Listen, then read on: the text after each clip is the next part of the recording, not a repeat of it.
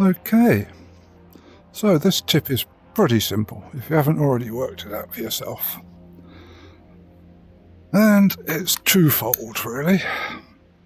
One, you need to work out which lap is going to be the quickest. And then two, you need to tune your car so it can do that many laps. And hopefully no more. So, you're starting with a decent setup and a ghost to follow. Now you might generally pick the number 1 ghost and try their setup, but well, I know that I like my setup and I'm only number 2 at the moment, so a bit of work to do here. In fact, a second's worth of work. But let's have a look at the setup.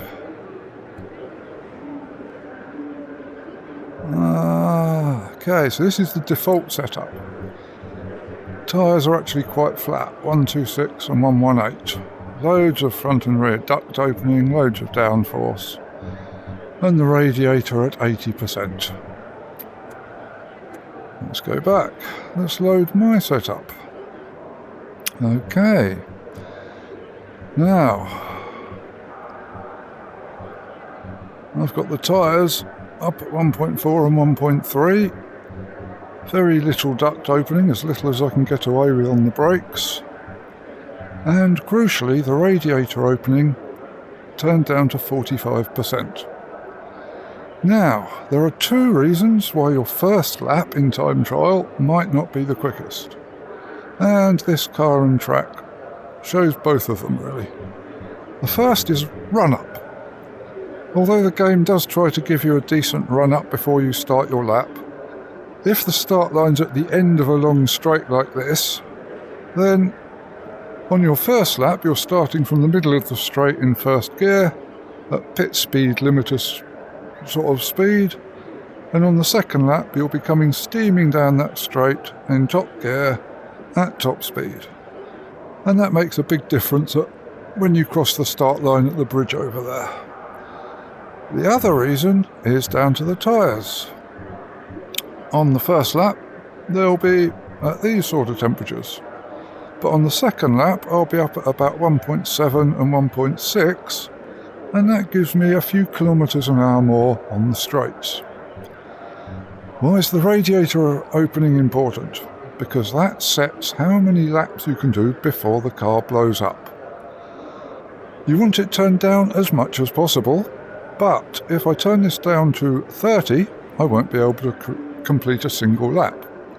At 35, I can complete 1 lap, but I can't complete 2 laps. And for this track, your first lap isn't going to be the quickest, so I need to be up at least 40 or 45. 40 is borderline. I have actually blown up crossing the finish line at 40 on the second lap, so 45. I should be able to probably just complete multiple laps without the car blowing up, which is good. As I say, the tyres will be a lot warmer and therefore a lot harder and therefore a lot quicker on the straights on the second lap. Let's have a look.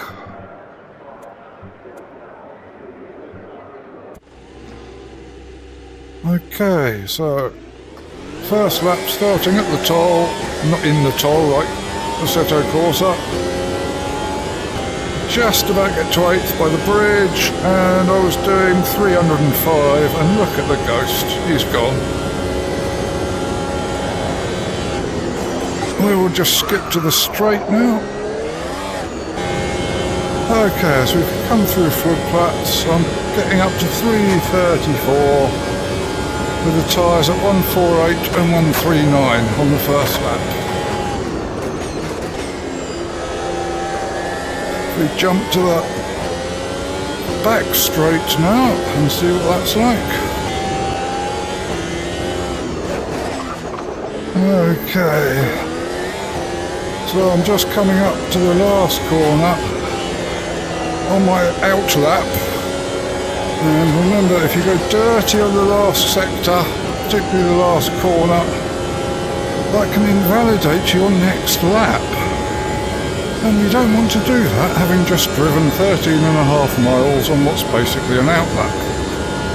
Okay, as we come up to the toll this time, 335 kilometres an hour, top speed in 8th, and oh look, I'm keeping up with the ghosts this time. That's a bit better.